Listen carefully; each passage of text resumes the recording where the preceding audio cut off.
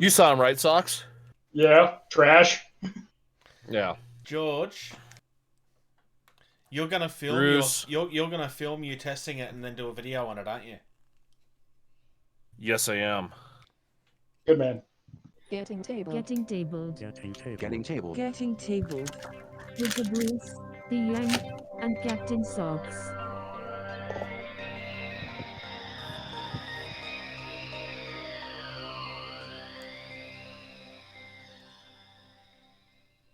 Hello, future people, and you are again listening to Getting Tabled with your host. He didn't know what Argyle and Socks had in common, Bruce. Yeah, that'd be me. For, what, 3 years I've been trying to find out whether it was the White Sox or the Red Sox that you got your name from, and it wasn't relevant to that at all. Nope. Which is why you've True never Argyle. answered that damn question for me.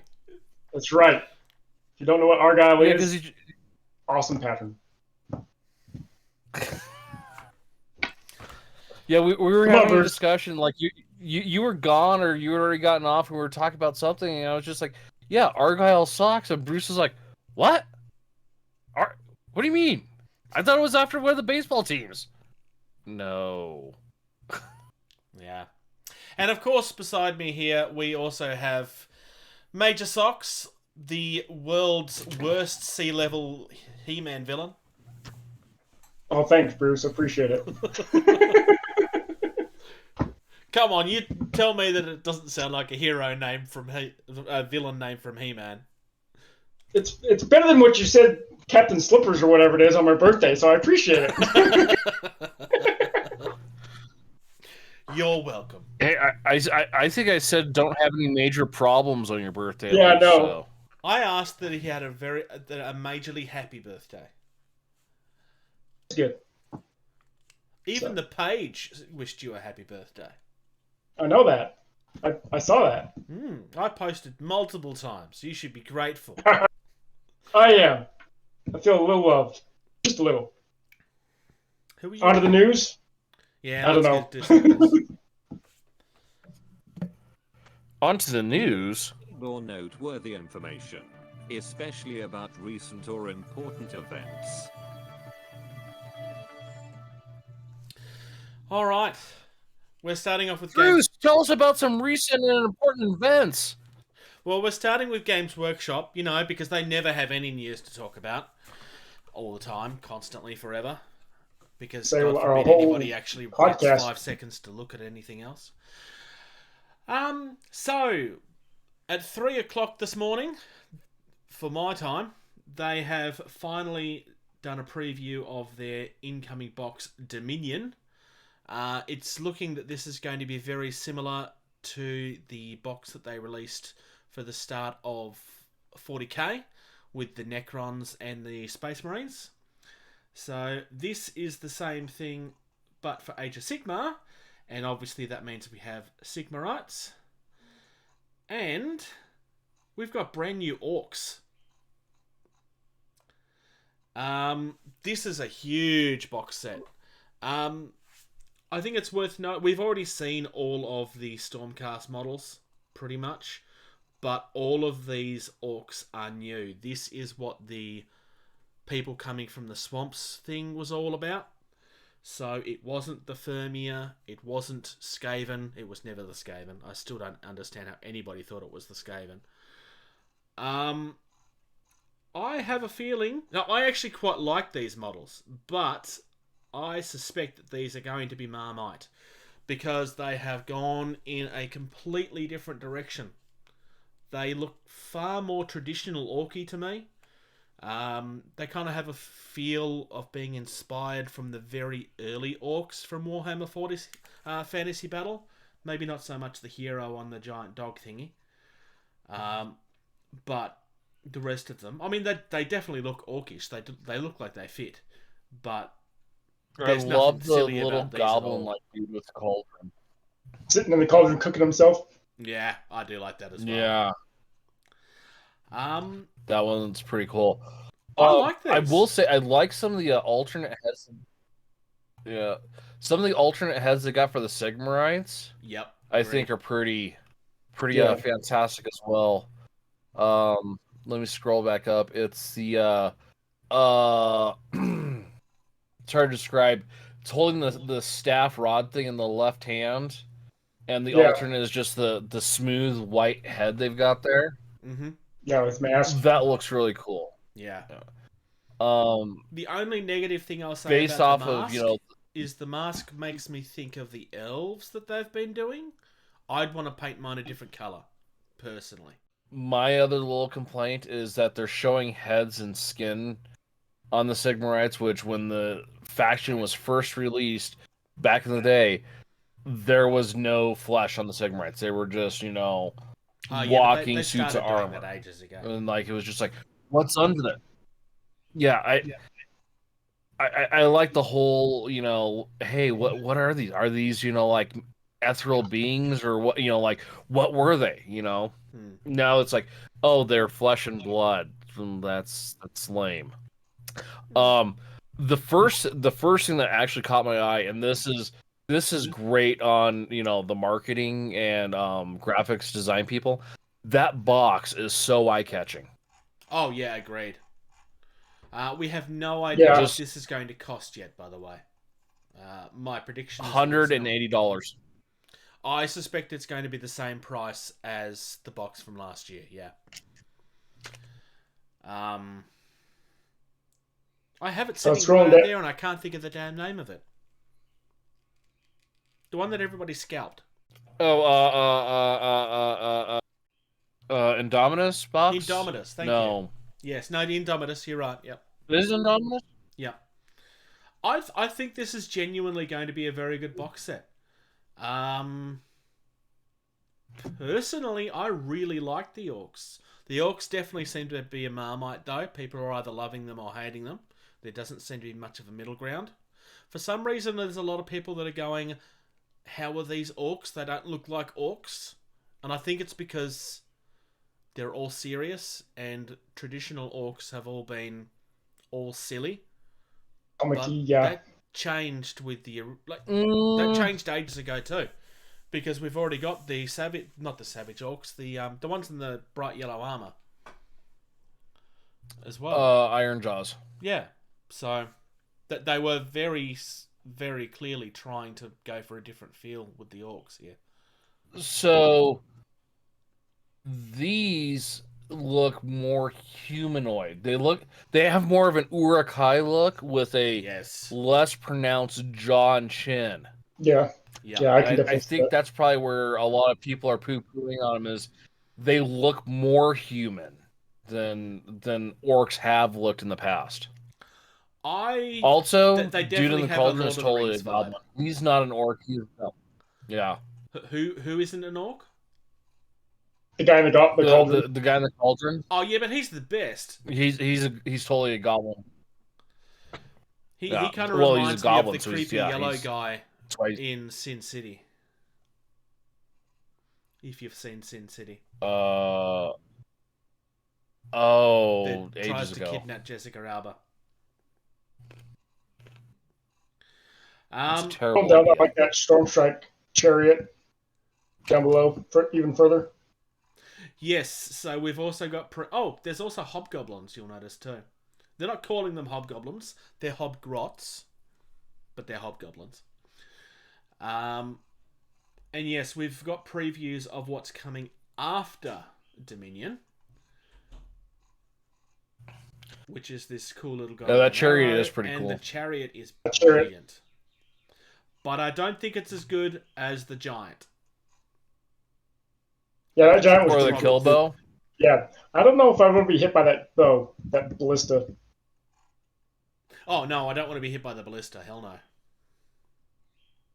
That just looks painful. I don't want to fire that ballista. Right, it's going to blow up in your face? Well, it is made by Orcs. All in all, I think they've done really well here. I mean... They did Warhammer Fest recently, and my opinion of it is that it was very hit and miss all the way through. I mean, there was some stuff that was amazing, and there was some stuff that just left me shaking my head. Honestly, I think they've hit this out of the park. Personally. Yeah. Are you a fan of the new Orcs or not so much? I like the look of them. I'm not a fan of the Orcs in the first place. Mhm. Square jawed or not. I'm just not a fan of them. That's fine. Yeah, I have the Speed Boys or the whatever the. I have that box because I got it on such a stupid cheap price that it's like, I get like 3 more models. Call it $80, and I have a fleshed out Speed Freak army. Yeah. You got any thoughts, Captain Socks? I agree. They kind of look For similar someone who to the doesn't know ones. Yeah, I don't play them all anyways, but No, I know. I agree. They kind of look more like the Orcai from Lord of the Rings, kind of like that's jawline sculpt. But they do look pretty cool. I have one massive complaint about this. This is a product including Orcs that's not coming out in October. It's coming out in June.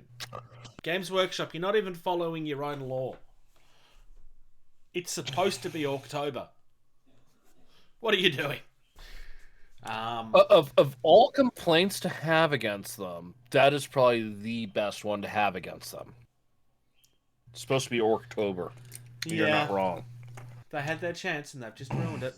But then again, we're getting 40k in October, so maybe that's why. That's true. Speaking of 40k, yeah, this next one Warhammer animation preview. Now, So I think was it last episode we talked about a YouTuber who was told to take his Warhammer content down, and we started seeing other like homegrown CGI content on YouTube being taken down. Well, here's why. Games Workshop has hired them essentially to hey, do this. yeah, I mean this is not new news. The news is what's coming this year. There's a banner down here a little bit that shows you everything that's coming on Warhammer Plus, which is the main thing I want to talk about here. But Angels of Death is very much a Blood Angels type thing. It's Blood Angels versus Dark Angels? no, the Gene No? Stealer cults. Astartes 2, so Ooh. they're actually just going straight into Astartes. Obviously, that must just be part of the canon, I guess, for that show. But there's a couple of things here that looks like it could be very interesting. Everything on there is 40k, with the exception of Black Talon, which is going to be in the Mortal Realms, which is Age of Sigmar. I'm kind of glad that I there's will say something this. there.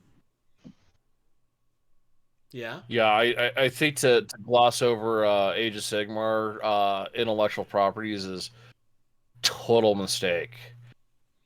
I do think that there should Of be more all of than just those, the one. the one that's kind of they've got what 4, 8, 9, 10. There should have been at least 3 to 4 Age of Sigmars, not one. The Pariah Nexus. That one's just like, yeah, I'm very interested to see how they do that. I mean, space zombie skeletons, with like weird god things. Yeah, I'm just hoping that it's not just... I mean, look, I know that this is all designed to sell stuff, but given that Pariah Nexus is also a product, that... Yeah. I'm just hoping that it is actually a show that's worth watching. Here's the thing about this that I have concerns about, though. Warhammer Plus. So, we don't know exactly what Warhammer Plus is yet, but rumour has it that this is going to be a streaming service of their own, which I have massive concerns about, because I'm not sure... Even with this, I mean, that's 11 shows, yes, sure, but that's not enough for a streaming service to be viable.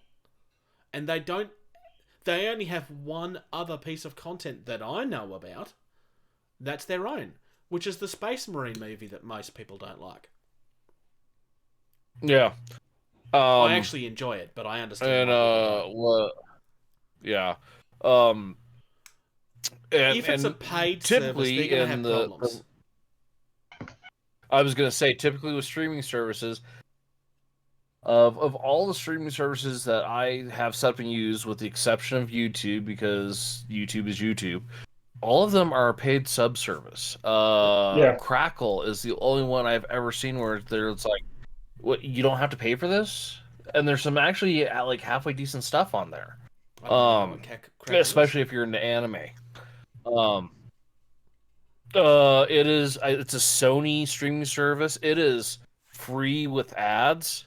Oh, okay. And you're watching a movie and there's ads in the movies. Like, you're watching it on, broadcast television. Yeah. You don't have to pay for it. There's a lot of anime, stuff that I'd never even heard of. But yeah, everything else, Netflix, Hulu, HBO, Disney Plus. Amazon, there's always a monetary value associated with those. Yeah, Disney Plus, oh, that's so worth it. But there's always a monetary value associated with these streaming services, and if Games Workshop is going to come in and be like, this is $10 a month. Yeah. I'm sorry, you what? So there's a couple of things that I could see them doing. And this is just off the top of my head and based on the opinions I've seen of others elsewhere already. They could try and make it more than just a streaming service. Like maybe you get access to the codexes and stuff digitally. Maybe it's just cheaper. From what I understand, it's not going to be just inserted into Prime or Netflix or whatever. It's going to be its own thing from what I understand. Which I actually don't have a problem with that. I mean, I can understand that they're not going to want someone else to have control over whether this is available or not. But here's the big issue for me, and I don't want to just poo-poo on this, but the big issue for me, this to me draws a direct comparison with something like the WWE Network, because it's its own separate genre that only has a very specific group of fans. Does that mean other people won't enjoy it? No. But generally speaking, nobody brought into the WWE Network unless they were already a wrestling fan. And when that launched, it had literally 40 years of content in it. I'd never even heard of that, so obviously there's a great example there, Bruce. Wrestling. But the other reason why I could see where they'd want to do it by the... Yeah. Not Discord. The other thing I would see why that they would want to do as, like, they're their own standalone thing. Licensing. So Netflix obviously shows different things in the US than in Australia and the EU and et cetera, et cetera. Same with Amazon. Same with... If they're their own service, they can determine, what countries and where. So... It'll be interesting. Now if they do something like it's say $5 a month, or if you already subscribe to their $5 a month thing for your codex and stuff, you get this for a $1 add-on or something like that. Have varying ways to get it. Yeah. And I know that we've kind of said this already. Too much of Yeah. I know that we've kind of said this already, but this is like, we don't know what Warhammer Plus is yet. All of this is speculation.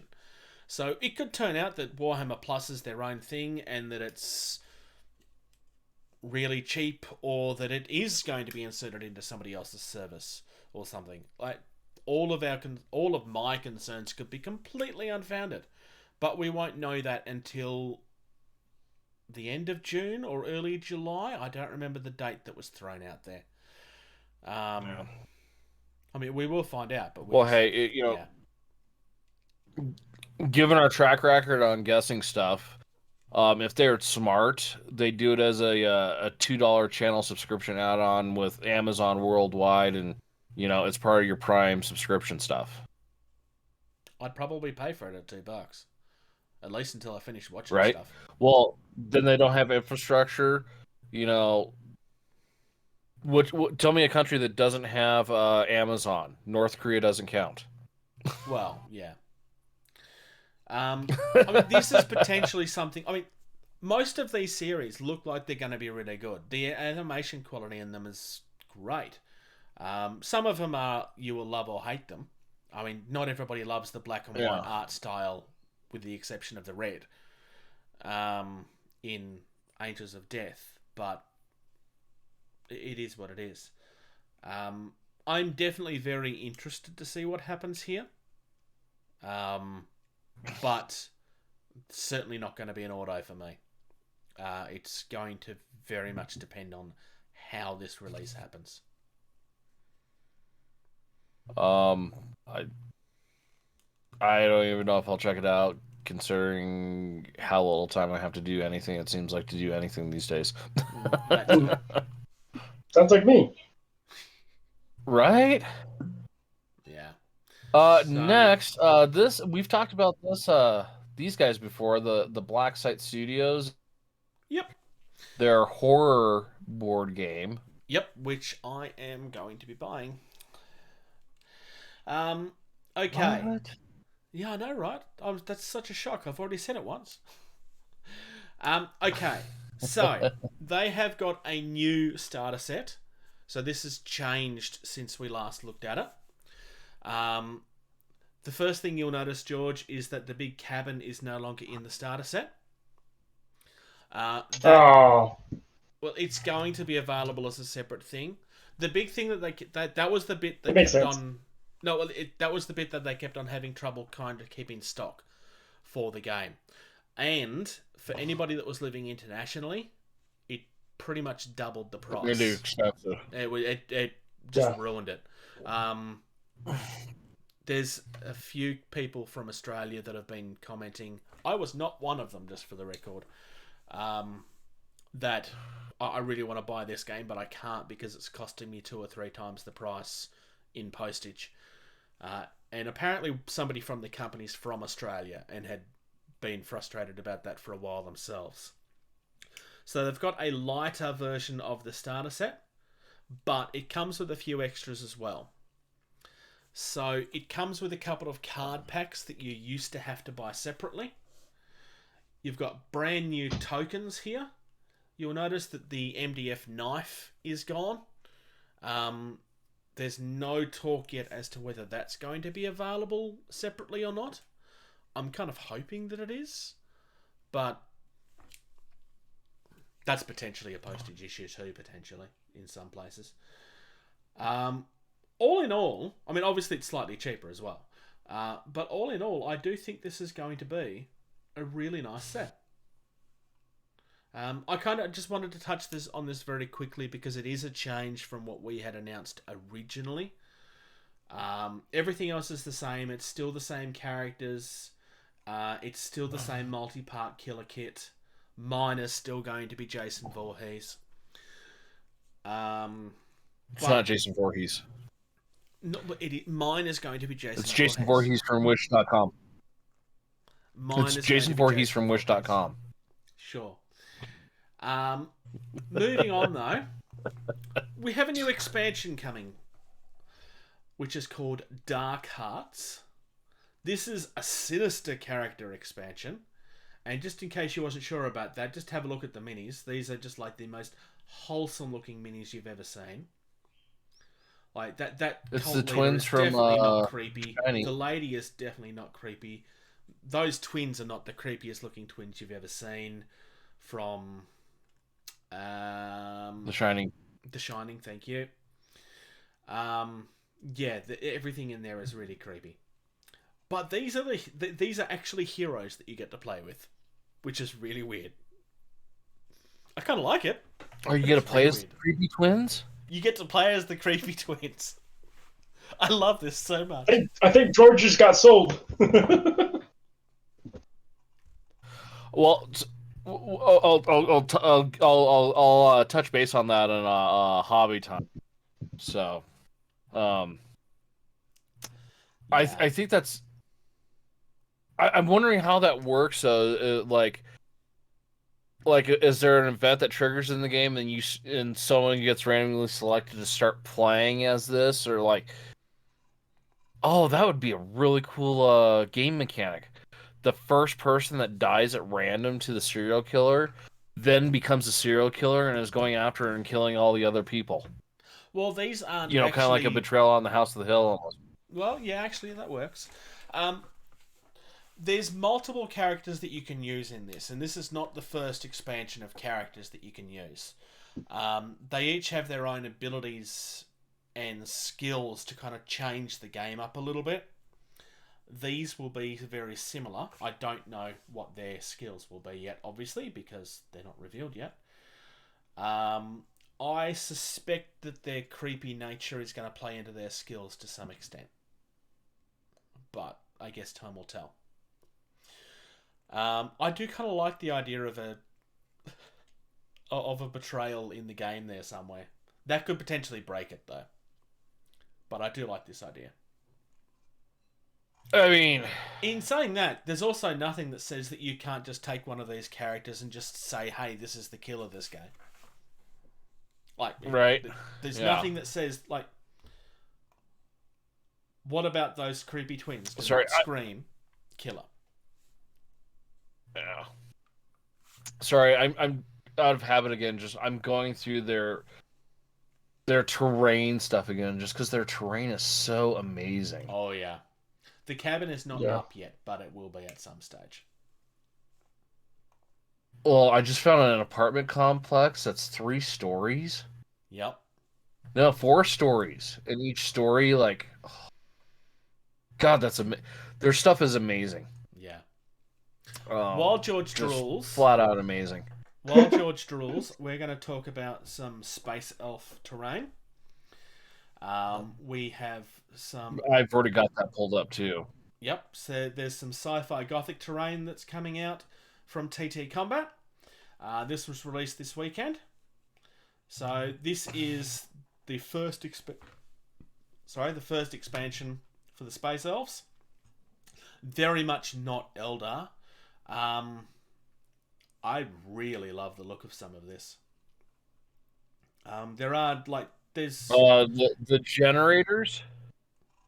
Yeah. The generators look amazing. Yep, I agree.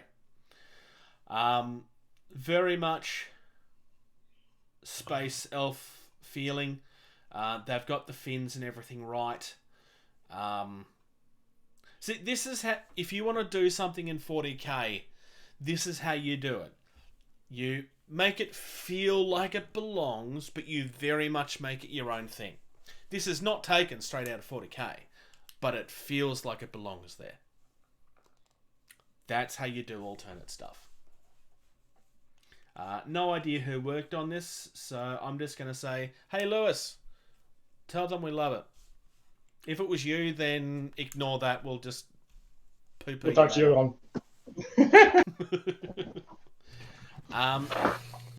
I'm going to touch on this just very, very briefly, just because Michelle kind of thought it was worth touching on. All of their scenery now is coming with how long it takes and how difficult they're going to be, just to help. Yeah, I was just looking at this. This is really cool. It's just trying to make things easier for everyone. Yeah, it's kind of nice. Well, it'll remove a lot of the intimidation factor. I don't know how many times I've talked to people who are like, I'd love to do this, but I don't know if I can put the stuff together. And, I'm like, you ever build a model car? No? Okay, yeah, you might run it. Oh, yeah, I built a lot of those. You're not going to have any problems if Yeah. I super like this because, I mean, I probably would not even attempt, the expert-only MDF kit, because I don't have that much experience with it. It's going to be interesting. So I've got clear symbols for, like, things that aren't supposed to be glued and when you're supposed to be folding things, and, yeah, it's good. Or a sub-assembly, or, hey, you're done! Yeah. Hey, Games Workshop, pay attention. Your instructions should be more clear on this stuff. Especially with the sub-assembly stuff. There are some sub-assemblies that you say in your rules that don't have a symbol on them, and they really should. Fantasy Flight had the same kind of issues somewhat with their Star Wars Legion stuff. Yeah. So I'm hoping Atomic Mass game. How are the instructions of the Atomic Mass games for Marvel Crisis? There was some errors early on. They had to release like updates because there was no part numbers and stuff on things. But they seem to have gotten past that to a large extent now. Well, and hopefully they and can fix the problem with Legion versions then. of everything too. So Yeah, hopefully they can fix that with Legion because, like I said, it was kind of hit and miss with Fantasy Flight stuff. I will say one of the most entertaining things I see on the groups is someone who posts up a sprue and they're like, "What's this? It's not in the instructions anywhere." For Games Workshop. Yeah. You get that with them. Like, occasionally with the Marvel stuff, you'll have, like, I have 2 heads. Why do I have 2 heads? Because I've given you a bonus just because there was room on the sprue. Oh, I thought something was wrong. No, it's just a bonus. Or the usual thing of the bases where, what's this little thing next to the base? It's a can to decorate your base with. It's rubbish. What? Like, it's meant to be rubbish on the ground. Oh. Because it's just a bonus. Moving on, though. We haven't talked about Bot War for a while. We have this is like a limited mega deal set. This is another one of their pre-order deals that they started doing a little while ago. This one is a new version of the Builders and Destroyer. So the original version of this was definitely not the Constructicons. And this is definitely not the Constructicons. This is very much its own thing now. They've definitely made a very, very positive improvement on this. Like, there is no way that you could ever argue that this is the Constructicons or anything now. Apparently, I was gonna say, looking at the images, like, all these look like very original ideas, with the exception of the jet guy. Yes, which is a bonus. He's not actually part of this model, but apparently he's like a Titan from the Earth that's been corrupted in some way. So the idea is that the builders are all individual models, and for those that are not fans of Transformers, they can combine together to become this giant guy. I kind of like the fact that he's kind of like got the ground and that in him. And that's the jet that George is referring to. This is just an exclusive mini for the bundle. This is going to be live from June 1st until June 8th, but they're only selling 35 of these sets. So, very much a thing for the community. I suspect that this will sell out within the first day. But it already says it's sold out, Bruce. No, it's not up yet. It's not up because it says sold out of stock. Yes, because if you read, it says available between the 1st of June. I can read. I also literally just said this. I'm glad that people listen to me. It's very important. Why would we listen to you, Bruce? No, you were not. Oh, fine. I'll go and cry. You also get some limited edition dice as well, which I didn't even notice the first time I looked at this. And he's Australian based, right? Yes. Yeah, he's based in Australia. You may want to get those dice then.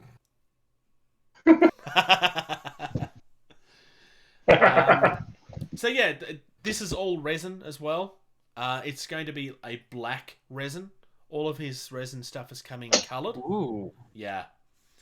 This has really been getting some really nice attention lately. That sounds intriguing. Black resin. If by chance you were curious about this when we had our interview last year with the guy, there's also an interview with On Tabletop / Beasts of War on their YouTube channel. I'd really recommend listening to it if you was interested in the game. He talks a little bit more about how the laws moved on and stuff. But we have a new version of the wet palette coming that I purchased 2 months ago, 3 months ago. I forget. Something like that. I am backing this. because I want to get the So am I. updated version of it. Well, there's an update kit that you can buy that'll just like convert your original one to the new one. Yeah, I'm just gonna get the new one. Well, yes, you don't have the existing one. I am less than impressed with my army painter one, which was about the same price. So yeah. Awesome. Right? Okay, a couple of things that's different on this. You've got these don't spill your washers, Pot holders. pot things. Pots. Yep. They will attach to the actual side of your thing. Same with the little paint pot thingy. The big difference on this, though, is the new membrane. So every other wet palette on the market has a wet palette that you put paint on, you keep it, and then you throw it out. This one can be reused at least 4 times and just washed under the water. This is, in my opinion, a huge game changer. They've got examples on here of a brand new one that's been used twice, one that's been used 6 times. They've been able to test them and reuse them up to 10 times. They've had independent reviewers look at them, which is not unusual for Redgrass. They almost always tend to try to bring independent people in. They tend to really appreciate that. I think this is big. I mean, obviously, because I'm buying it. The new version also is, well, the new version of the standard one is slightly bigger than the old one too. Plus the red looks nicer than the orange, but that's just my opinion. I have the large one. Also, so... the name of the company is Redgrass, so Yes. why would it be orange? So, So I didn't make it that color. Right. So the one thing that as you scroll down, the high performance TPE seal. To me, Yes. that says this is going to seal so moisture can't escape, which is great because my army painter one, my army painter wet palette, my wet palette dries out. Yeah. Most of them do. And this does work. I own this, and I had it. This is one of the things that I tested.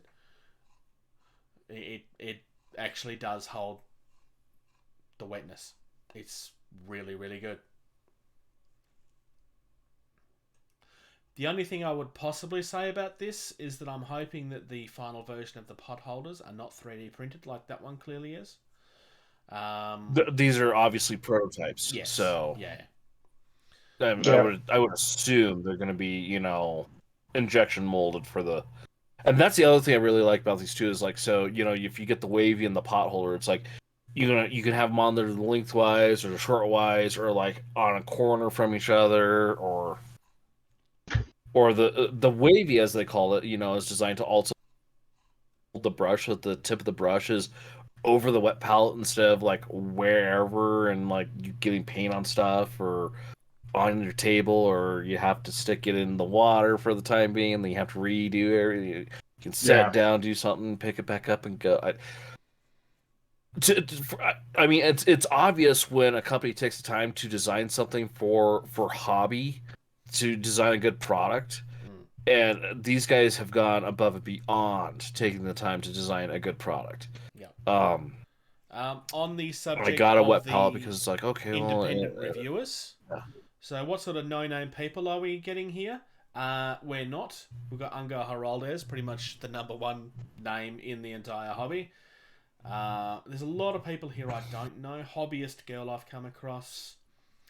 Nico Prime I'm aware Is Squidware on there? Next Level Painting is there. The in-your-face painting guy. Yes.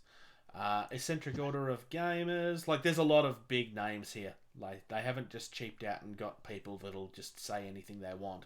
These are all Sarastos, he does a lot of Star Wars Legion stuff. nice. Like, there's a lot of there's a lot of big names here that will not be brought, so it's good to see.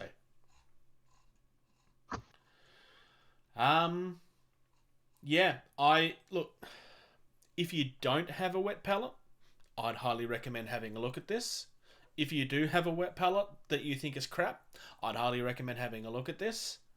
I have their first version. I'm buying the updated version so that I can get the new membranes and stuff.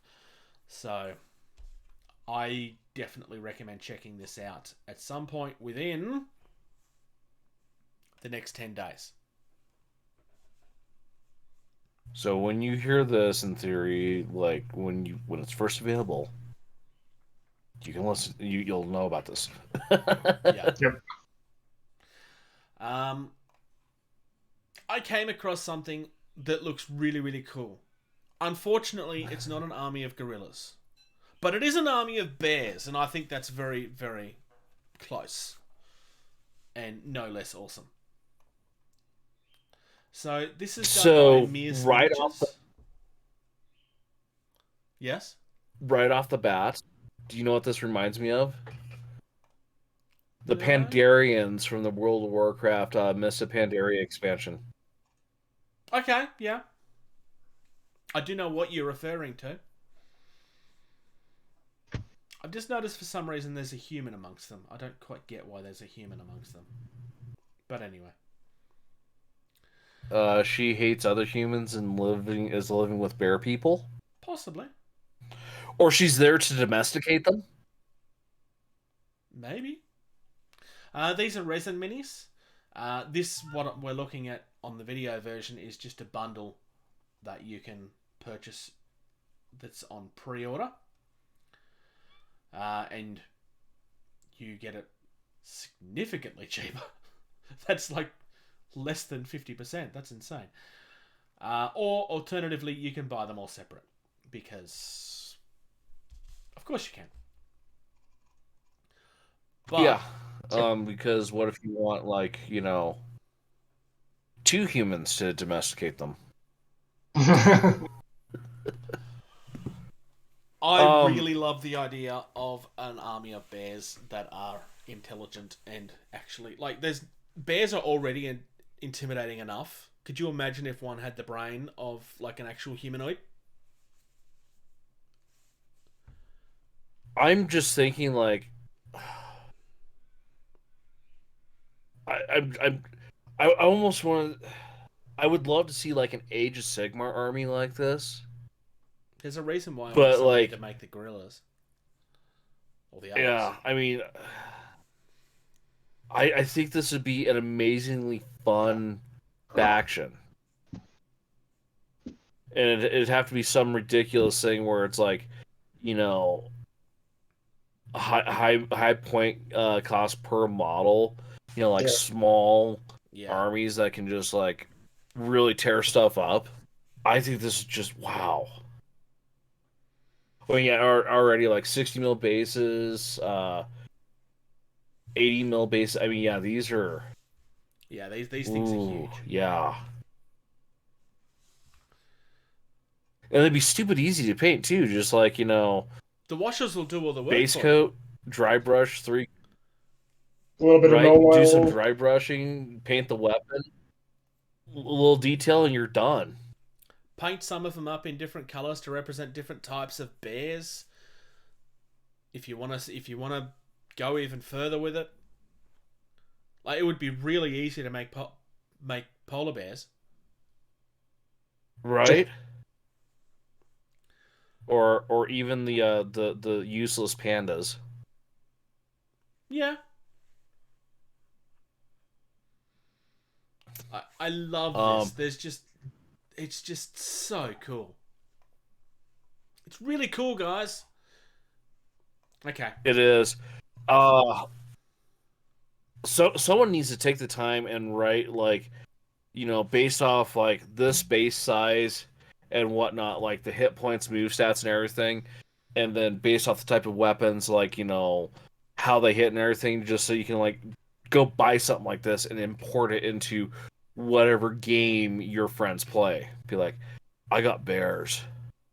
Yeah, that'd be cool.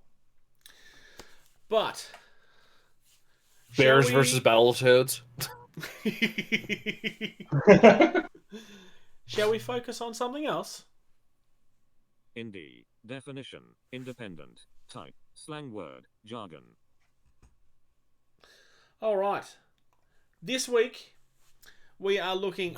Well, this fortnight, we're looking at Uncertain Scenery, which is a really odd but really cool name for a company.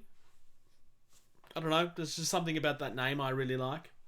Why are they uncertain? Because this stuff is certainly amazing. Oh, yeah.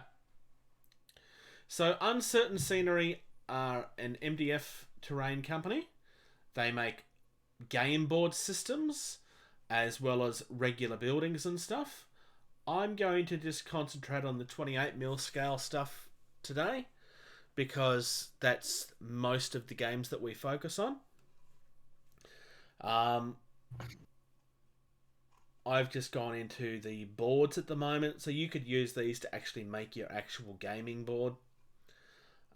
You've got like full-on streets and tables and actual like underground segments to them, and you could make multiple layer tables of this stuff, which is just insane. I kind of like the idea that you could play on multiple levels, like even underneath the table that you're playing on. That's kind of cool. Yeah. A bit insane, but cool. I'm also just thinking about the concept of like, building a display board where it's like you have like some cohesive pieces you can put together to display your army with too. Yeah. Yeah. If we go into the actual buildings and terrain pieces, I'm going to just look at Industrial Wasteland for a moment. Because that was my wrestling name in high school. Well, it's a very similar. I'm just sticking because it's a very similar kind of feel. You can definitely see the inspirations here, like the landing platform and so forth. But it feels like its own thing. It doesn't feel like it's just stolen out of any one particular. It just feels like it belongs in Sci-Fi. But it's not just all stuff that may or may not fit with a sci-fi world 40,000 years in the future. There's also some fantasy stuff. I quite like the castle tower, for example. Stained glass windows. Ooh, castle. Yeah, I was just looking through those as So, well. I will say this: someone who can design fantasy terrain out of MDF and have it look good is amazing. Yeah. Because if you think MDF, you've got 90-degree corners, all the stuff, modern building technology. Not, hey, here's a castle tower, or just the bridge, the small arch bridge that's under the old world. Yeah. That right there, that's amazing. Because you're using a round, curved organic shape with a material that wants to be 90 degrees and, proper angles. Ooh, that windmill looks good too. Windmill looks good. I was looking at the comm equipment, the satellite dishes, the little antenna. I literally just had that open myself. The satellite dish and the radar comms antennas are incredible. Yeah. Where's that at? Oh, comms equipment. Comms equipment. Wow. Yeah. Do you know what that has the look all over it, Socks? Star Wars terrain. Yeah. Oh, yeah. Hypothetically, I'm going to have a look at 15mm stuff. And... Oh, because isn't that pretty close to what Drop Zone is? Zone is 10. It's very close. You would get away with it. There's probably not much there that I'd probably say suits Drop Zone specifically. They do have a 10 scale. 10mm. Ooh, they do. They have an 8 to 10mm scale section. Oh, hey, it's radar comms antenna, destroyed buildings. I like the Huang Tower. It is kind of simple, but I do like it.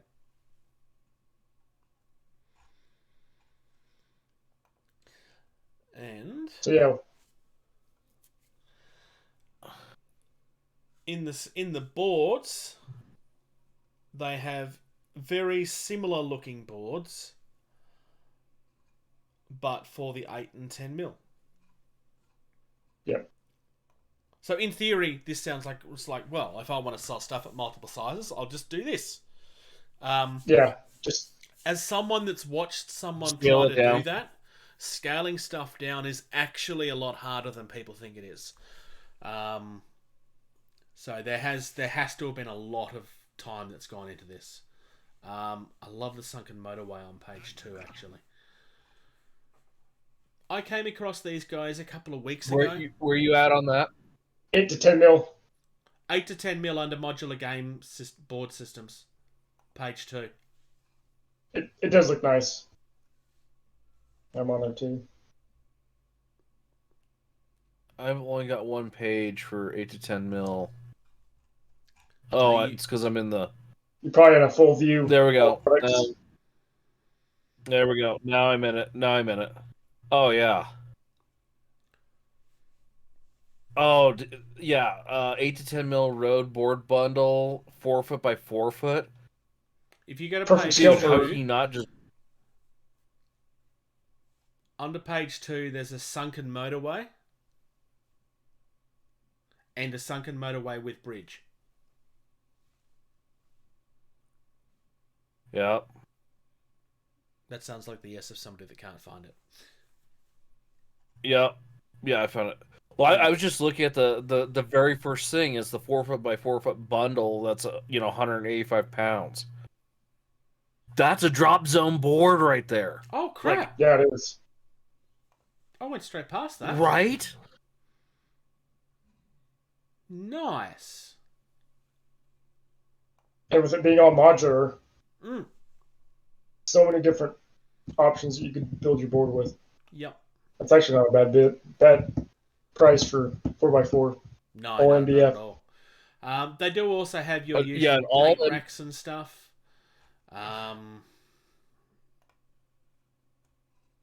Acrylic tokens and stuff. Because, of course, if you're going to have lasers, you may as well do the easy stuff as well. They sell random MDF shapes, which I find odd. I don't quite get why you would buy that, but hey, make rubble and stuff out of it, I suppose. Offcuts? Yeah. Offcuts that you're not having to toss out? Oh yeah, it was more that I don't. I mean, have you understand seen- why I would have you- buy it. Well, for $1.50, It'd be easy rubble, I suppose. right? They even have destroyed buildings in a bundle Yep. that are 8 to 10 mil. So yeah, And those look specifically for drop zone. Those almost look like the drop zone buildings in terms of the size of the footprint of the buildings. Yeah, I'd say the only thing is you don't have any of the height to help with the feel of the game of you've got short buildings, tall buildings, et cetera, et cetera. Well, well this that's is for destroyed so if a buildings. building's destroyed, you put this in place of that actual building that used to be there. Oh yeah, I get what you're saying now. Yeah. Because in the rules, if the building is destroyed, you have I think it's 1 inch worth of rubble, and so You got to remember, this we're would act talking as to your the 1 inch same rubble. person that 3 seconds after I explained that it doesn't go on sale until June 1st, started questioning Yes. why I'm talking about something that's sold out. When was that? Like 15 minutes ago. I don't know what you're talking about. This is really cool. I think the biggest find on this, is that 4 foot by 4 foot board. Having some drop zone, having played a couple games of drop zone, to have a high end at home setup, that thing is just so amazing to have. Yeah, and you just buy a couple other pieces just to mix things up a little bit. Yeah. I mean, it's like you buy a couple other pieces, and it's like, you know, you can like really change out the board. Like you add a comms tower, or you know, you swap out a couple pieces, you put it in a bridge with some sunken stuff, and you know, Yeah. just really change the dynamic of your board. And plus, you just have a really, really cool board. I mean, Yeah. I'm all about like, you know, if you can show off your stuff and have it look cool, you know, And why don't you? absolutely. Yeah. Yeah. Shall we discuss some hobby? Cream, blue, prime, paint. So, George received some. You got stuff some this brushes. week. Yes, I've received some of the whitest brushes you will ever see. Let's see, here we go. Here's the main reason I come. Can we focus in on that? Is it going to? Is it? Let me turn my light off. Maybe it's too bright. There it goes. Oh, hey, there we go. Citadel color in its all white. Right? Yeah. I did get some of the synthetic Citadel brushes. Mainly because, you know, I wanted to see like how the Citadel synthetic dry brush compared to the regular dry brush, which I also have from Citadel, which is not synthetic. Mhm. I did get the dry brushes because, well, dry brushes are one of those things where it's like you go through them, you tear them up, you destroy them. So Yeah. having 2 or 3 dry brushes sitting around, not a big deal. Nope. So, per our last podcast, though, I did pick up a couple of the shade brushes since I was politely ridiculed on my shade brushes. So I did pick up the Because Oh, you were wait, wait. using and crimes large. against humanity.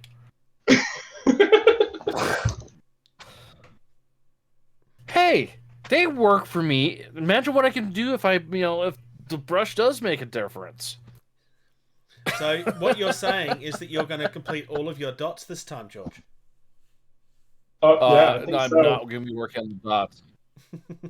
So I did also pick up the layer small and the layer medium brush, which would be equivalent to some of my Winsor Newton Series 7s. And first of all, they did not come with any sort of brush protector. That's This is how they concerning. were shipped. That's concerning. That's really not cool. The medium one, let's see if it can. That one doesn't look too bad, but here's the small one. Yeah, that's See how that small one's shocking. kind of. Yeah, it's got a little. So here's the good thing about Games Workshop. Because Games Workshop have the policy that they do, you will be able to get that replaced pretty much without question. I'm gonna see if I can find something. Oh, here we go. See if we can. Yeah. Yeah, right there. So for those that That's are the angle wondering for it. what the I don't know big if you deal can is see about how, the like- fact that this is all fluffy, what you need to remember is that the thing about synthetic brushes is that they spring back to the shape that they were in when you started. Because they're essentially a plastic. They're nylon. Yep. Yeah. So the fact that he's received a brush that's already like this instead of like this, it's not. It's going to stay like It's this. going to stay like this. But Yeah. Games Workshop should replace that for you. All you need to do is email customer service. They'll probably ask you for a couple Yeah. of pictures. I would Yeah. probably bring So up the I- fact that they didn't have any holders on them as well. Yeah, when I first opened that, I was just like, obviously, like, the shade brush and the large dry brush, they're it's like, supposed to be like yeah, that. those stick out, and the other ones, like, and I go through, and then it's just like, I'm like, well, wait, this one doesn't have a protector on it. What's going on? So, Yeah, and they should have protectors on them. little That's not concerning. acceptable. They don't feel any different. It's a nice, smooth, painted brush handle. Feels great to hold, just like any brush handle. Yeah. I'm gonna turn my light back on because now I don't feel like I'm in the dark. So yeah, we'll see. it is a 3-day weekend here in the U.S., so I'm gonna try to get some paint in, and Why is it do four? a review on them and whatnot. I got Friday off. Huh? I got Friday off. So I have a 4-day. I have a 4-day weekend as well. But Sam is graduating from middle school to high school, so I'm doing that Tuesday. So that's my 4th day. Fair enough. But to go along with the hobby, last weekend, and you guys saw the picture of this, I pulled out Cthulhu Death May Die and played a game of that with Sam. Yeah. And going back to the creepy twins from that one game, I played as the kid in that game, and holy cow, that's a powerful character. Nice. We were playing against Haster, the Yellow King, and the kid had an ability of as you can level up these abilities, and so I got it to where even if I'm within a square of a summoning portal, anything coming through the summoning portal takes half damage. Have you seen the yellow sign? And so I'm sitting there like, yeah, the kid getting like 6 yellow signs on the kid. Nice. I was a dice roll away from like dying from insanity, but it was really cool because since I leveled up and things coming through portals, were taking half damage coming through the portals when they were summoned. I was summoning the Yellow King like crazy. And so he's coming through a portal. I'm next to that portal, so he was coming through and taking half damage right off the bat. Nice. It made the game very easy towards the end. Like, oh look, he's summoned. Oh, he's already taken half damage. Let me shoot him once with my gun that I've got 9 dice, and I know 1 success equals 1 damage. So. Yeah, I found a very overpowered character in that game. Nice. And she's just a cute little innocent girl with, a teddy bear and a hand on fire. Totally normal. Yep. Yeah, that I see that every day down the street. Right? Yeah. Oh, yeah, I'm not going to say it, especially after the last couple of years. I'm not going to say that. I'm not going to. Captain Socks. Yes. So I haven't been doing much hobby time. However, my boys got a split core set of Star Wars Legion for Christmas this past year, and they've been putting together some stuff today. So I've been helping them out, putting together some droids and some clones. But this past week, our local game store opened up for in-store gaming again. So we went to the store last night. My boys played a little 500-point skirmish game while I helped watch and do some pointers and watch some other players. So that was my hobby time. So here in a couple weeks, I will be moving down to Florida, and I will be taking some of my droids and some of my paints. And in my free times that I'll have in the 3 weeks that my family will be staying behind because of moving truck issues, I'm going to be painting some stuff in the evening. So I'll have some more hobby time here in a few weeks, in about a month. Yeah. So, Bruce, I guess Thunderboy, or Bruce. We'll go into mine. Bruce is going to speak in the voice of the Thunderboy. Yes, well, we'll go into mine first because that will give me a chance of actually bringing up Thunderboy's thing because I forgot to leave it open. Personally, I have been stripping models. So I don't remember if it was the last episode. Are they working their way through college?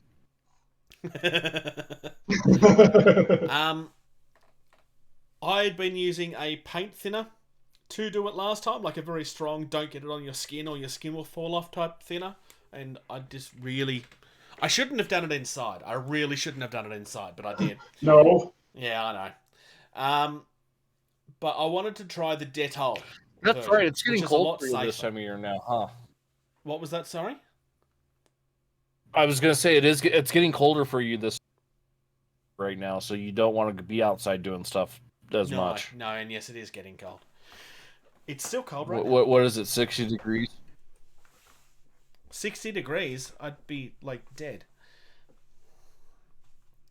Sorry. Here, let me Our version of 60 keep talking. degrees. Yes, I know. I knew what you meant. let me convert my freedom height. So yeah, I bathed all of my Bushido models in Dettol for just overnight, and then took to them with a toothbrush yesterday and scraped everything off and made a giant mess. And now I'm starting to rebuild them again because, of course, the other thing that happened is that the glue gave way. But Yeah. honestly, the Dettol got almost as much off as the well, in some cases I got more off. In other cases, it got almost as much off. There's like one that still has like paint in like the gaps and stuff, but I don't think it's going to be a huge issue. Honestly, Bruce, with the difference that real I had... quick.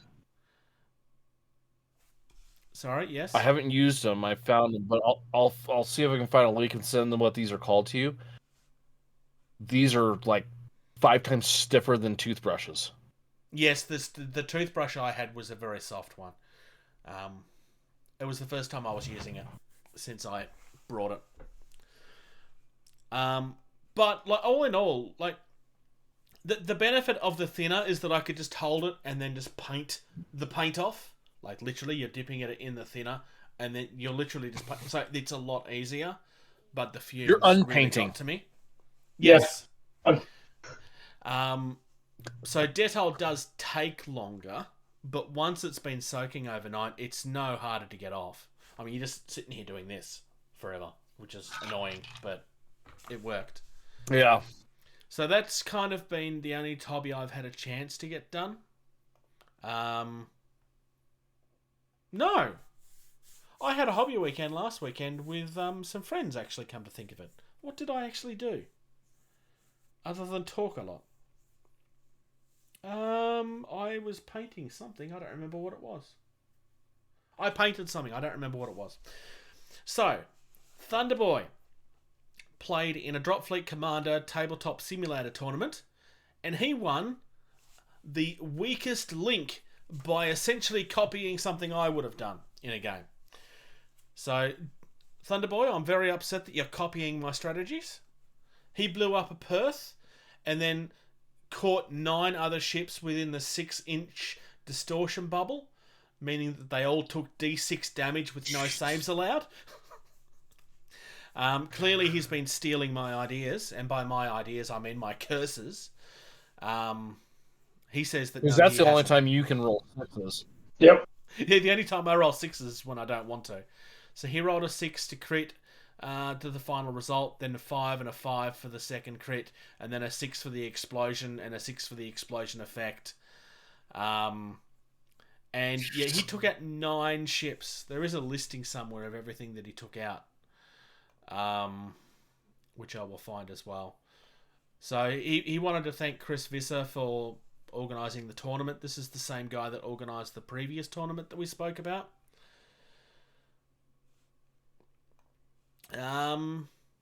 Yeah, that's everything really on that side of things. There was 3 Santiagos, 2 Viennas, 2 Pandoras, and a Calypso. That's what the explosion took out. Like I said, he's been stealing my curses. Maybe my next game will be more reliable, because maybe I've shunted my curse off to Thunderboy. You're not that lucky. No, I'm not. But I can wish and dream. I can hope. Yeah.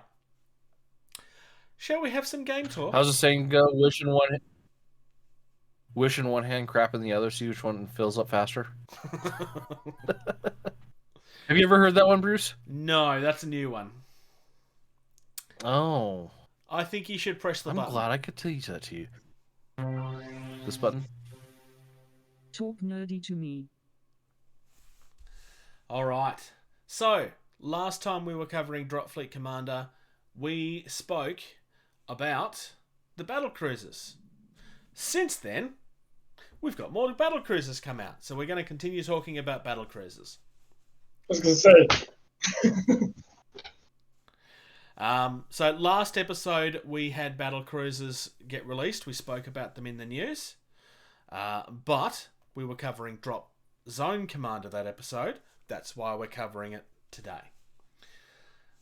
So, No. Captain Socks, do you want to start on the UCM stuff? UCM. Yeah, those ones. Yep. Yep. So the new ones that just came out for the UCM is the Venice and the Rome. The Venice Battlecruiser is a command-style battlecruiser for 220 points. 6-inch scan, 6-inch signature, 8-inch thrust, the hull of 14, armor 3+, 7-point defense, grouping of 1, and a heavy tonnage. No special rules. However, I kind of consider this, what I'm about to read, as a special rule in a sense. So with your command deck, if you mount your admiral in this ship, when drawing command cards, you can draw 2 more than normal. And then you also have a battle net ability. So as long as this ship is on the board, when a friendly battle group activates, you may choose to discard 1 command card, and that battle group gains 1 of the following bonuses when on special orders. These bonuses are, the first one is any ships in that battle group may add 4 inches to their thrust characteristic for this activation. The second one is any ships in that battle group may fire 1 additional weapon system during this activation, or may fire 1 if not otherwise allowed to fire any. If, like, for example, if you're on silent or silent running. Oh, that's nasty. And then the third one is, any ships in the battle group may change orbital layer even if they otherwise would not be allowed to do so. All normal restrictions apply, such as costing thrust distance and only entering atmosphere if they have the atmospheric special rule. So, I think when I was looking at the weaponry, I was just like, why is this such a low-class weaponry? Because the weaponry is very minimal. It has 2 mass drivers in the 4200 style with lock 4, 2 attack, 1 damage, front side left, front side right, linked 1, so you can shoot both of those together. And then you have shark missile bays, 4+ D6 4+ lock, D6 plus 1 attack, 1 damage, 360 in close action. So when I saw the minimal weaponry on there, it's like, this is not worth taking. But then when I read through the special abilities that you get because of the command style battle cruiser, I was just like, actually, some of those are pretty nice. Yeah. This might. That is ridiculous. I'm going to withhold my thought until we cover the next one. That is ridiculous. So the next one is. Can I also say that Venice looks a little ridiculous? What was that? I think the Venice looks a little ridiculous too.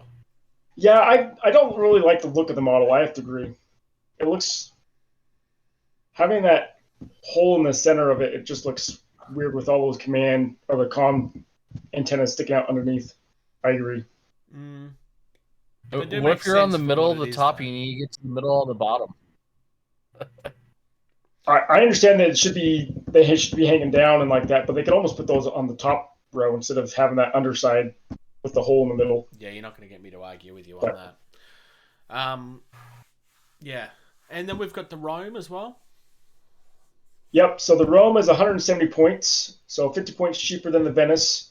Same stats in terms of the primary ones, except for you got 15 point defense, so this is very much a heavy point defense support style battlecruiser. It has launch and AGS of 9, so AGS 9 allows you to use 9 additional point defense towards a friendly ship if they're within, I want to say it's 4 inches of you. It's been a while since. I think it's your close action range. Or yeah, you're right.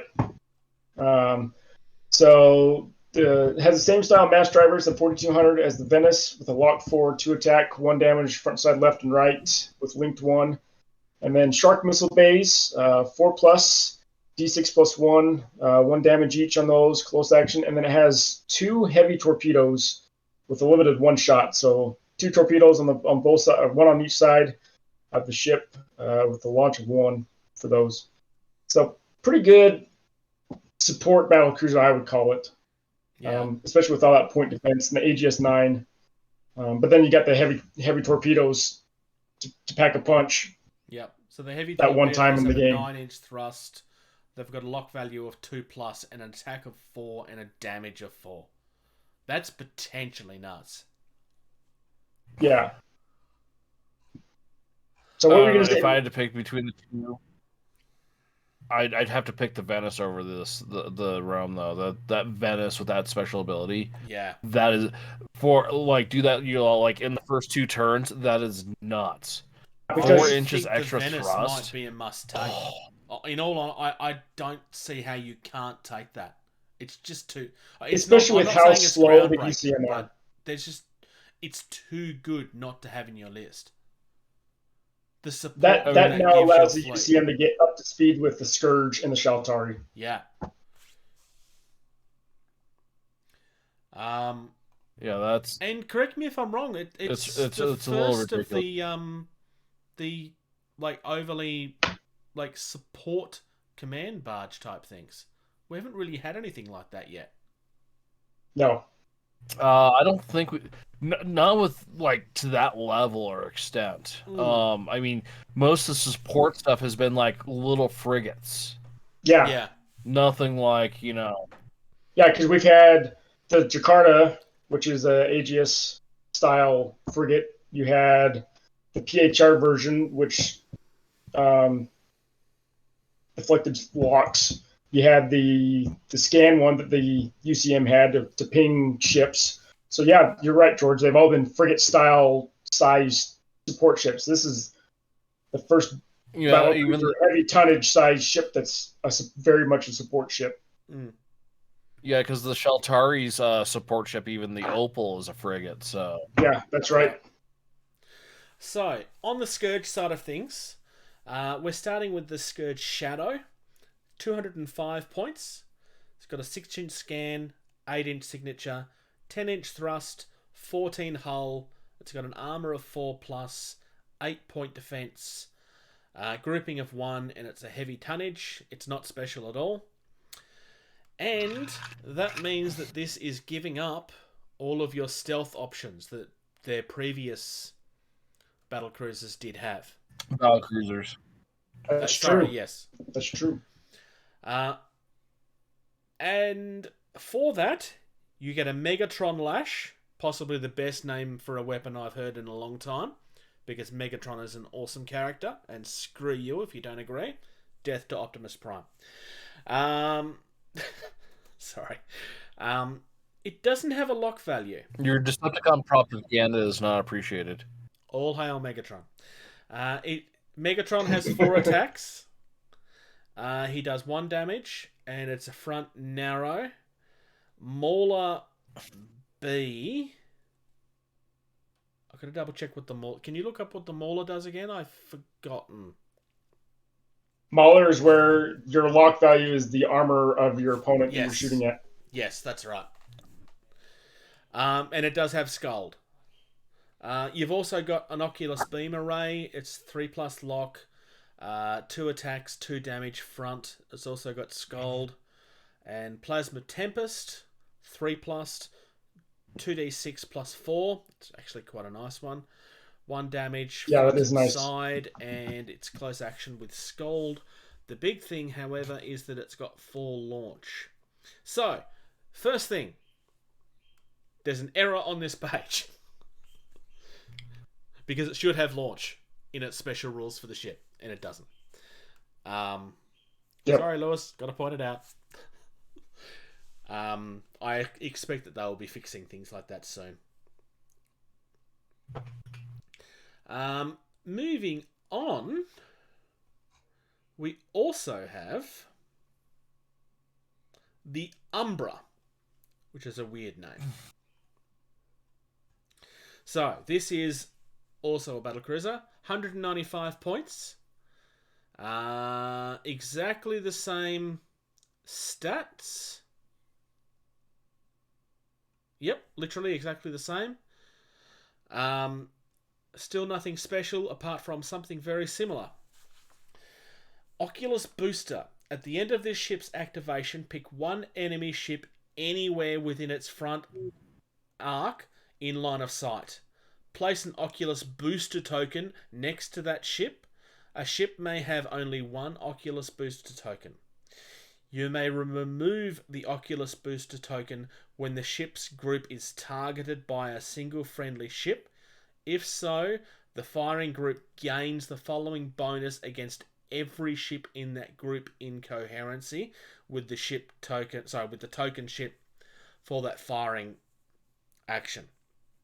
Weapons with the Oculus in their name activate Scold whenever in scan plus signature range, and also increase their Scold penalty to 3+ instead of 1+.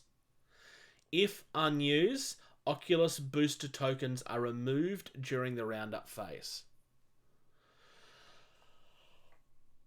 It's kind of nasty with that Scald plus bonus. Yeah. So this has an Oculus beam array of 3+. Sorry, lock is 3+. 2 attacks, 2 damage. Front Scold. Plasma Tempest is exactly the same as the other one. This also has fighters and bombers. And it's got 4 of them. So again, there's no launch in that special, but there should be. I know which of these two I prefer, and it's quite heavily. Oh, I kind of want to take both of them. But I don't see how you could pass up the Umbra. The Umbra is just too good. Yeah. It gives you it's more another style, that range support style. for your Scald. And it makes the Scald more powerful. Yeah, I think it almost seems like that, you know, they're going like making this support battle cruiser. It's like it's making it too good to like not take it. It's not going to break the game, if that makes by any sense. means, Like, you know, but it's a very, very good ship. The Megatron gun though is really cool. I do like it,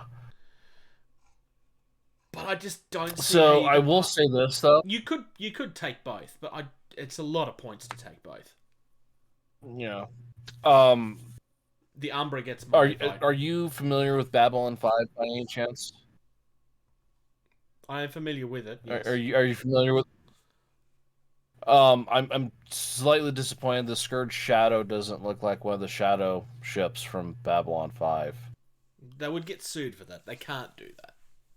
Well, obviously yes, but I mean it's like I know. I'd have to take the Umbra too. It's that boost for the Oculus it's too good. Yeah. Captain Socks, are you cool with the PHR? Yep, I'm good with them. So the first one is we got the Pompeius. It's 180 points. Sorry, 8-inch scan. Go ahead, George. No, go ahead. All right. I just pulled the image of one of them. I had to start laughing. Oh, okay. 6-inch signature, thrust of 12 inches, hull of 15, armor 3+, 7-point defense, grouping of 1, and a heavy tonnage. It has a heavy quad battery with a lock of 4+, attack 4, damage 2, front arc, which I love because finally we have a forward-facing heavy weapon as a PHR. It has caliber. It's not front narrow either. It has a caliber of heavy and super heavy, so really good at taking out battleships and other battle cruisers and dreadnoughts. And then also has fusillade of 4, which is 4. Yeah, awesome. And then it has Hornet drones, 3+ lock, D3 +3 attack, 1 damage as its close action. So that's that first one. And then we've got the Agrippa as its second new battle cruiser for the PHR. It's 150 points. Same stats across the top there. And then it has a hollow debris field. So once per activation during any part of the activation, including during movement, you may place a dense debris field within 3 inches of this ship. These debris fields last until the end of the next round and are circular with a 4-inch diameter. You can place a D6 or a custom template to represent these. Friendly ships and launch assets ignore these debris fields, which I think is awesome. So no real And then it has holographic drones with a 5+ lock, 2d 3+3, 1 damage, side left and side right. So it has both of these. They're linked, and these are close action swarmers. So I think the idea or the ability to put out your own defense token or debris field where your ships can ignore them as well as your launch assets is awesome.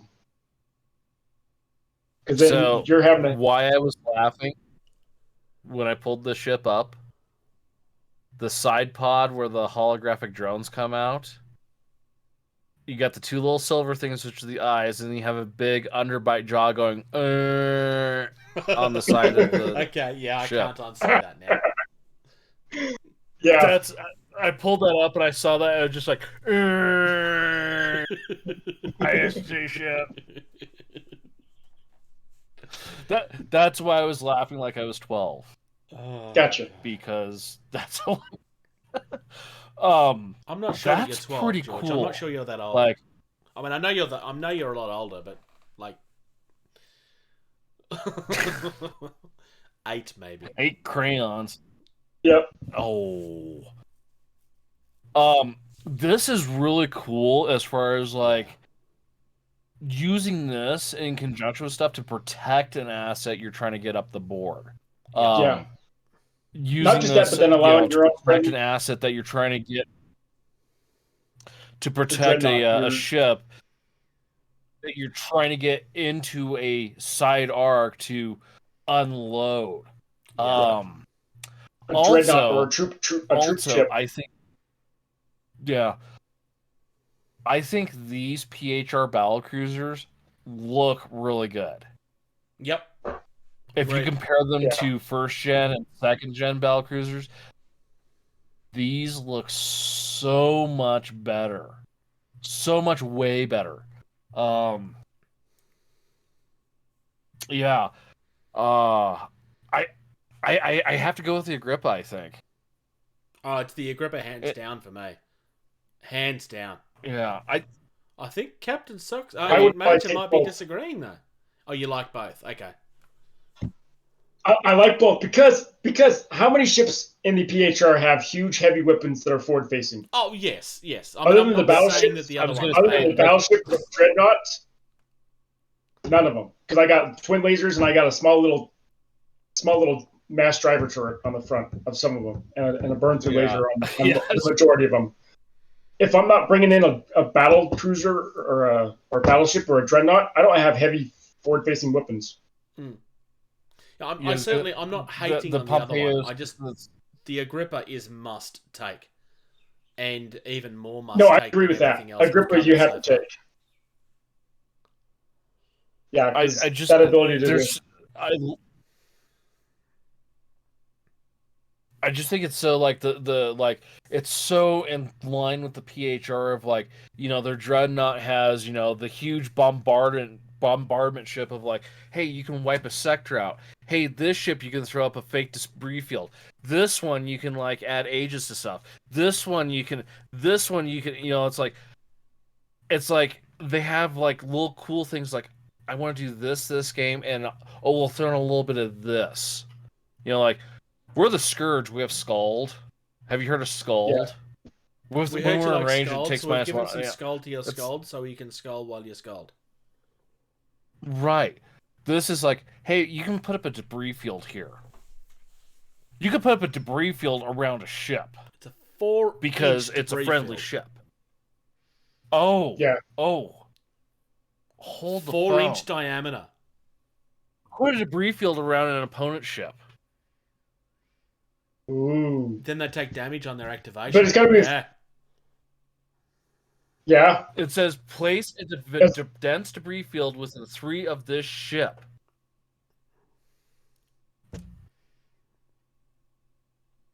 What does that Yeah, it do? doesn't That say- knocks 6 off of a range, right? Yeah. Yeah. And then, And if you put it over a ship that has to move, then they're going It's to now have to moving take to this- damage too. Yeah. I want to see someone do that now. Let's have a look at the shenanigans, shall we? Though we might have to take their name The away. shenanigans. Because they're not doing all of the shenanigans at the moment. No. I was gonna so all the factions, at least one of the new battlecruisers has like some crazy special rule of add thrust, Do this or do that. add oculus damage, place a debris field. Place the debris field. The Shaltari are just like. So we're gonna start with the Geothite. It's a battlecruiser, 200 points, 12-inch scan. 3-inch, 16-inch signature, shields, no shields, obviously. 10-inch thrust, 13 hull. Armor is 5 up, 4 up. Shields, no shields, obviously. Point defense 9, grouping 1. Tonnage heavy launch is the special. Hyperwave cannons, 3 up lock. 4 attacks, 2 damage, front arc, corruption. That was a Scourge only torpedo thing that now the Shaltari have, and so I don't know what that is off the top of my head. So I am going here to corruption or corruptor. Oh no, that's corruption. That's different. That's corruptor, not corruption. No, it's corruptor. Corruptor is the Scourge thing. This is it the same thing? Did they change the name? You're the one holding the rulebook. Well, I only have a Gen 1 rulebook. Yes. Well, this is why I'm saying. In my Gen 1 rulebook, it says corruptor. This special rule says corruption. Now do you see where I'm inquiring? It could be a type. I got my Battle for Earth.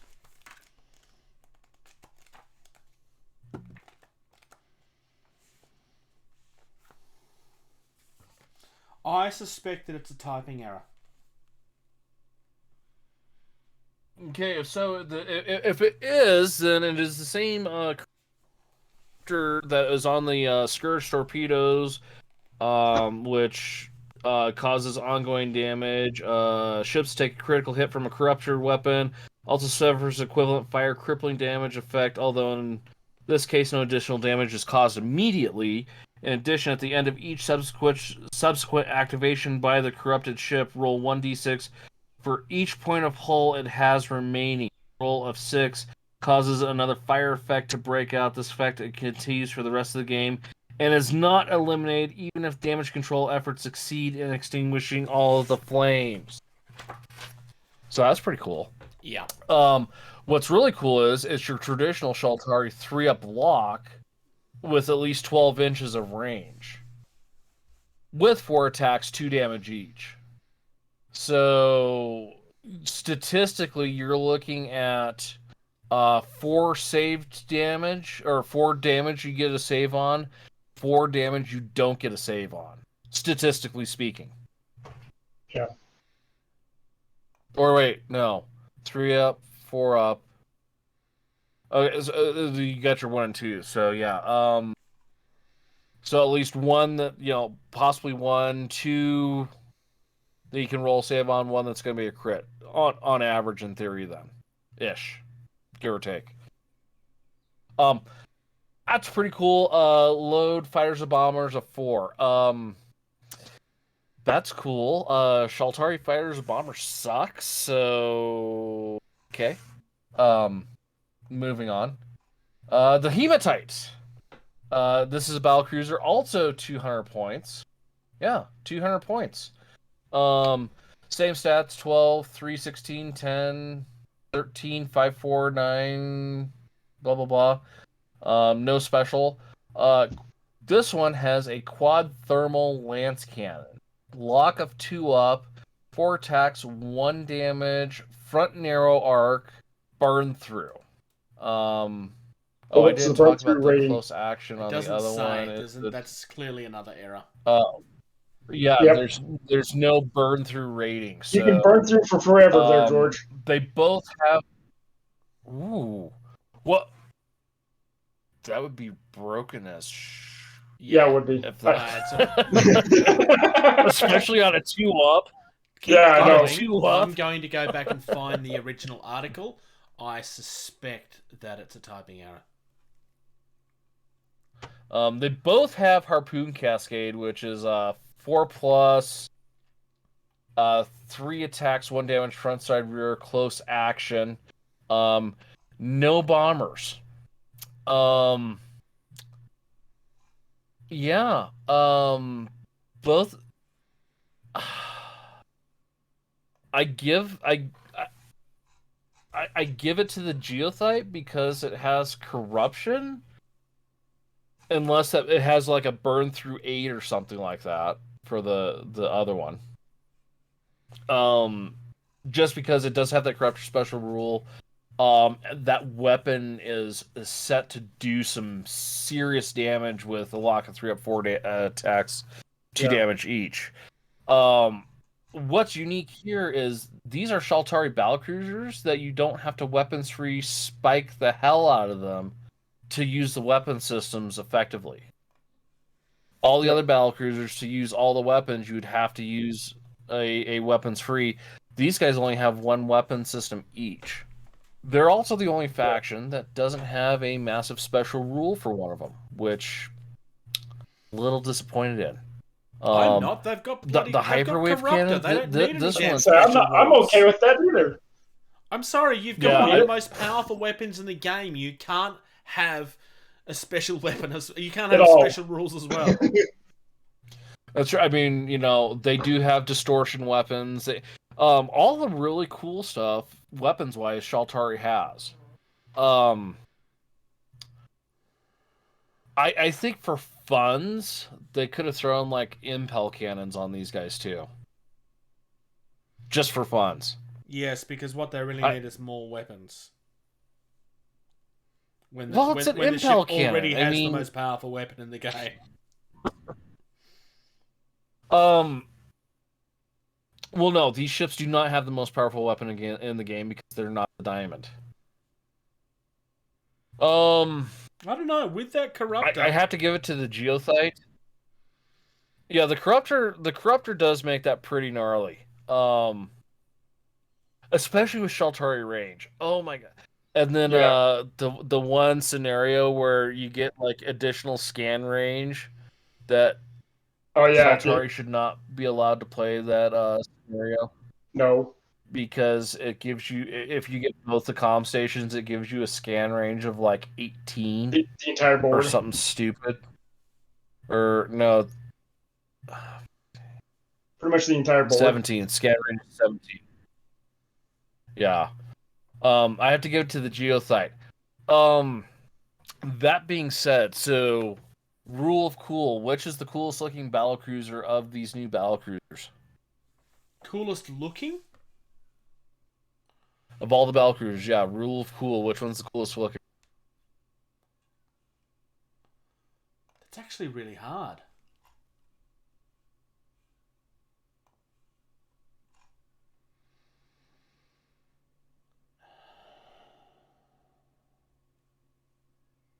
I can tell you this right now. I think for once, I think Scourge is not the clear winner. No, I agree. Which is not to say that I don't like them, but no, they're not the clear winner. And this is the first time I'm actually tempted to give it to Pompeius. Agrippa? No, Pompeius. The Pompeius? Looks-wise, I think I'm tempted to give it to the Pompeius, personally. That's my pick too. With the heavy quad batteries, just like I am a big space fish and I have big guns. Right behind that though is the Rome. I think the Rome looks really cool with the underslung 2 giant torpedoes hanging there off the front, like a couple of, I was going to say testicles, but yes, torpedoes. The Rome is very phallic. I'm sorry. You can't tell me that is not a phallic ship. All right, George. Would you like to know what your burn through is? What is the burn through? 12. Oh my gosh. I'm sorry. What? The burn through is 12. Holy crap! Block? I think that's the strongest burn through without my overcharge. Oh, damn. I You can't can't see see. it, Bruce. You're So, the No, quad sorry. cannon, blocker 2, attack 1, damage 1, front narrow, burn through 12. okay. So you said attack of 1. This is attack of 4 listed. No, attack of 4, damage of 1. Okay. Holy on a 2 though. Does anyone else has a 2 on a burn through? One of the... So the Romulus, UCMs which is do. the PHR Romulus has a 14 burn through, but its lock is 3. And that's the super hypernova laser. So no one else the has a Romulus. 2-up lock on a burn through. I'm not sure. Let me look through the UCM right now. The UCM, one of their ships do, yes. Is it the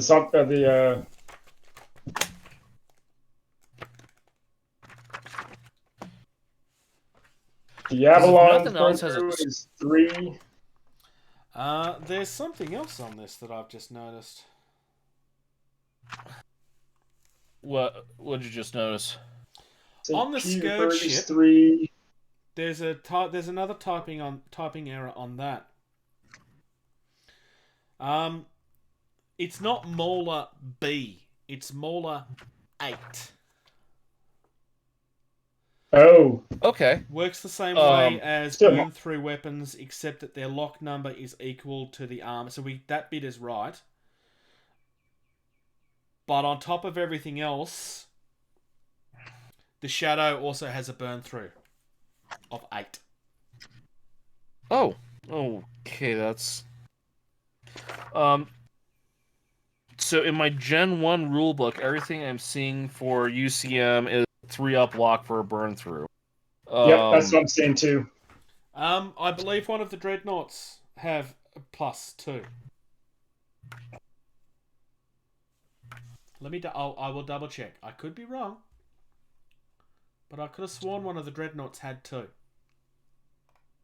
The Dreadnoughts don't have any. They all have mass drivers. They don't have burn through for the UCM. The PHR Dreadnought Romulus has a 3+ burn through, and it's 14. I think that's the closest one we're gonna find that much burn through and low lock.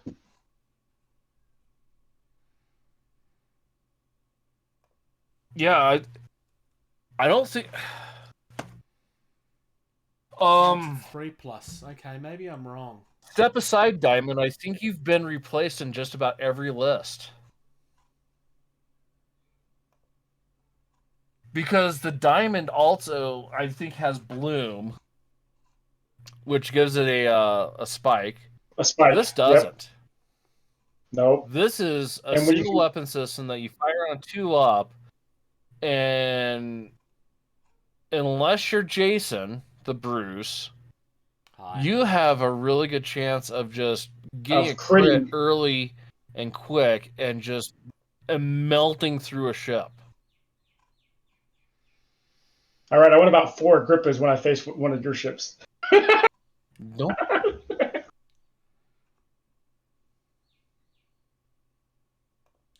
Okay. But yeah, all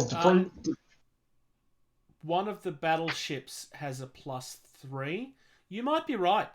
That might be the first 2+.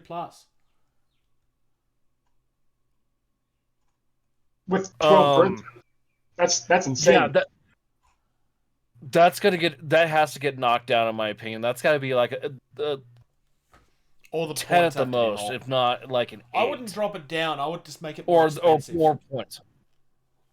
Like 220 a ship, 230, Something like 225.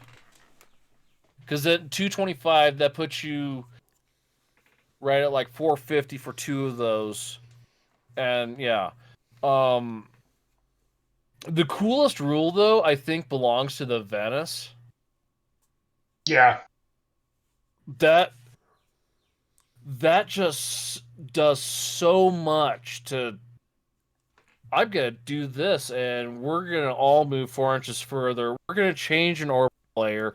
I'm like, holy smokes. Yeah.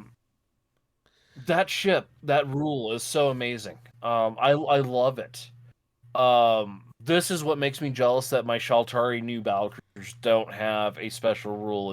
Is this special rule? The Agrippa's is pretty cool. The Scourge is pretty cool. This one is. If you do it right, you could do so much with that. With that, it's just. Yeah. You could bring in your dreadnought on silent running, and use this and be able to fire his weapon. George, you can be jealous all you like. Your ship has the best gun in the game. You're not allowed to have special rules too. You can get over it. And you can get over it. Bruce. The hyperwave cannon is a 3-up lock with 4 attacks at 2 damage each. And then you have that burn through of 12 ship.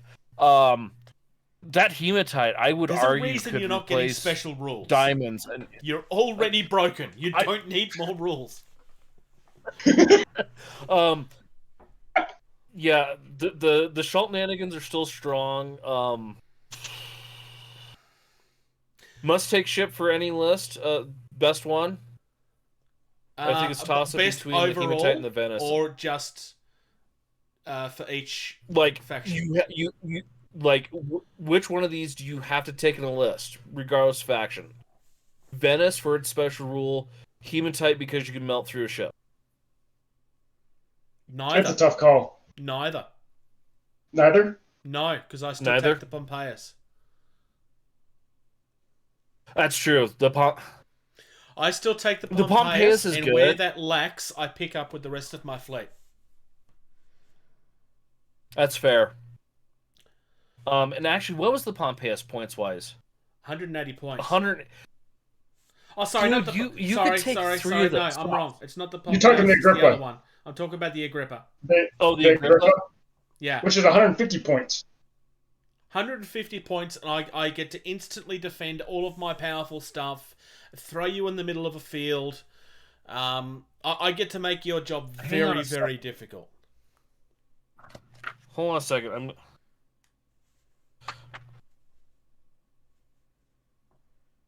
Also, look at something perfect opportunity to create some unique scatter terrain.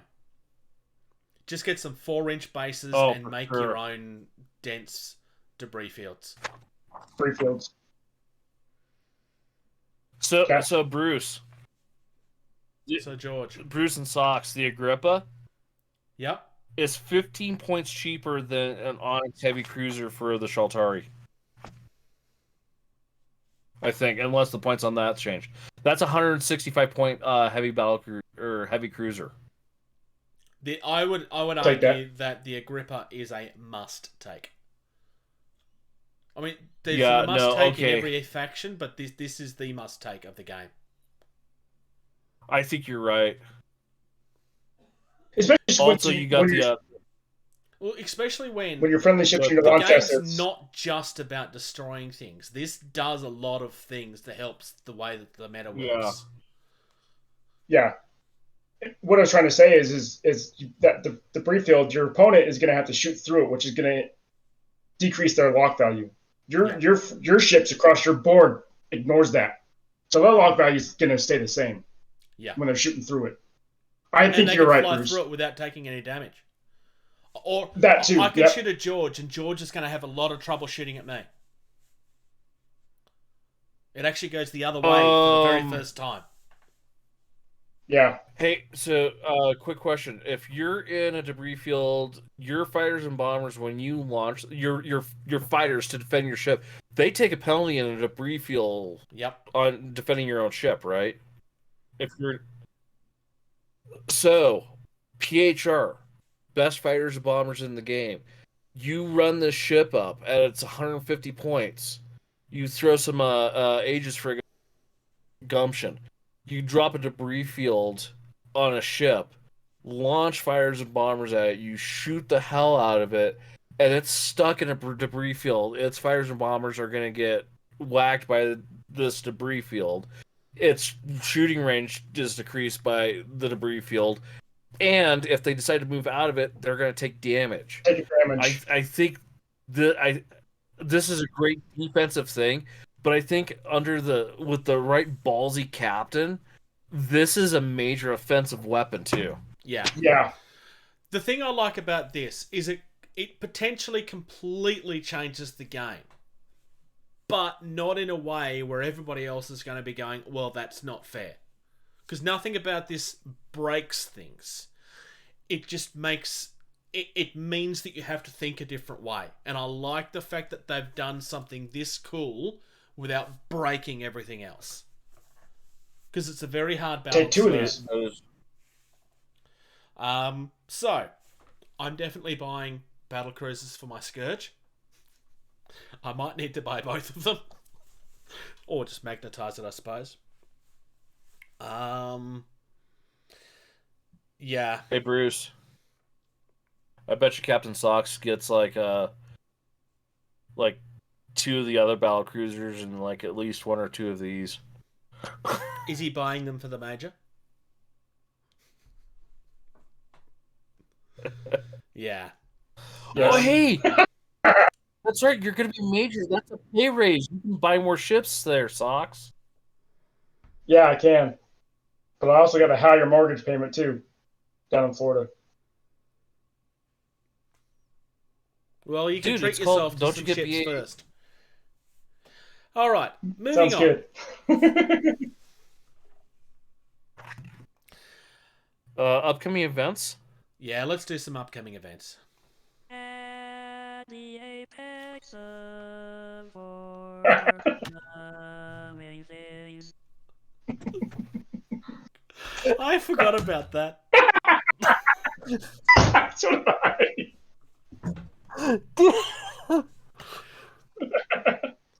I just realized it would only make that better. You know, if it was things and stuff at the end instead of just things. Yeah, you should do that. Okay, upcoming events. UK Gaming Expo tickets are still on sale. Keep in mind that if you want to go, that you need to have a lateral flow test at a testing centre in order to be able to go. That's required for all volunteers, all staff, and all attendees, because they want to make sure that this is a safe event. Event takes place from July 31st until August 1st. Gen Con is still coming up in September from the 16th till the 19th. We believe that they have similar requirements, not the same, but similar. I believe... Check the website. I believe their requirements is vaccine, but I'm not 100% sure on that. PAX Australia is coming up as well. That's in October from Friday the 8th until Sunday the 10th of October. Our current lockdown is only for 7 days, so it'll be over by then. In the past, we've mentioned the Brush Beast painting competition. This is just a quick notice to let you know that by the time you're listening to this, that competition deadline will be over, or you may have a few hours left. We've gone through this several times, the categories and stuff. When we find out who wins, we will cover it then. But as far as we are concerned, there's one event coming up next weekend that's more important than anything else. And we are doing an interview with Lewis Clarke from TTCombat. We've been kind of talking with Lewis kind of on and off for a while now. We kind of banter back and forth, friendly as well. But we will actually be talking to him in person. Digitally in person. All three of us are going to be waking up at stupid hours. I believe it's 10 o'clock for Captain Major Socks. 9 o'clock in the morning for George. With the kids. And it'll be 1 o'clock in the morning for me the following day. Lewis gets to relax because it's only 4 o'clock in the afternoon for him. No, 2 o'clock in the afternoon for him. Yeah.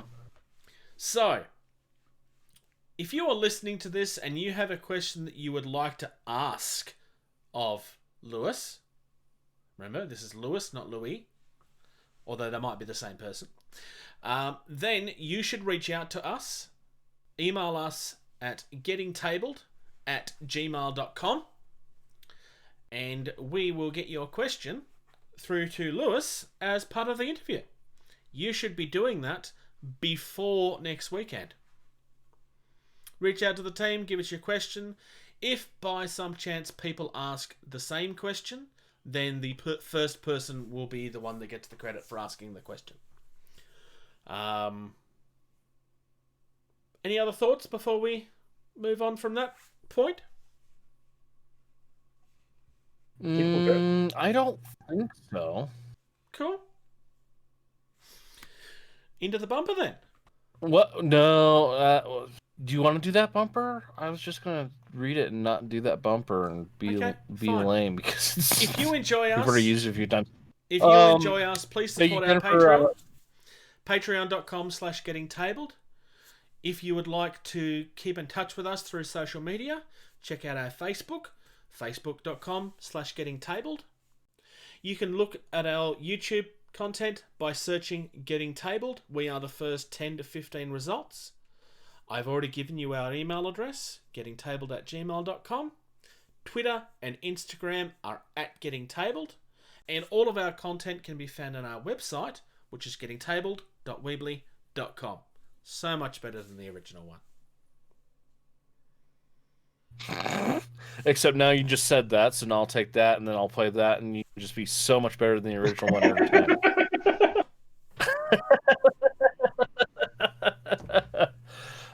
That being said, Thank you. yeah, that. Thank you. Thank you. For listening to Getting Tabled.